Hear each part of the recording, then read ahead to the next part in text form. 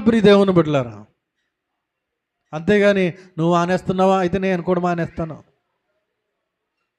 నువ్వు వెళ్ళవా, అయితే నేను కూడా వెళ్ళను. అమ్మ నువ్వు వెళ్ళవైతే నేను కూడా మానేస్తాను.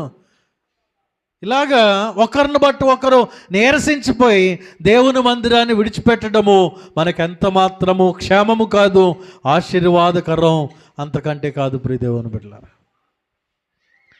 ఈరోజు దేవుడు మనతో మాట్లాడుతున్న ఈ మాటలు మన మనస్సున ఉంచుకుందాం.